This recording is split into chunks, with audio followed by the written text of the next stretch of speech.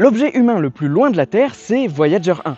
Et pour l'accélérer à 17 km par seconde, on n'a pas utilisé la gravité d'une planète, non, on a utilisé sa vitesse. Et moi je m'appelle Mike, je suis vulgarisateur, je t'explique la science le plus simplement possible, alors n'hésite pas à t'abonner. Ce qu'on a généralement en tête, c'est que pour accélérer, une sonde doit passer proche d'une planète et que la gravité va simplement l'accélérer. Sauf que ce genre de trajectoire est symétrique. Oui, la gravité de la planète va l'accélérer jusqu'à son point le plus proche. Mais à partir de ce point, la gravité va aussi le décélérer de façon symétrique. Ce qui fait qu'au final, on n'a pas gagné de vitesse. Et d'ailleurs, si on prévoit mal cette trajectoire, on pourrait même être plus lent à la fin. En réalité, ce qui va accélérer la sonde, c'est la vitesse de la planète elle-même par rapport au Soleil. C'est cette vitesse qu'a la planète qui va emporter la sonde et qui va imprimer la vitesse de la planète en plus de la vitesse initiale de la sonde. C'est ce phénomène qu'on appelle l'assistance gravitationnelle. Et pour revenir à Voyager 1 en particulier, aujourd'hui, elle est tellement rapide que depuis le début de cette vidéo, elle s'est éloignée du système solaire de plus de 1200 km.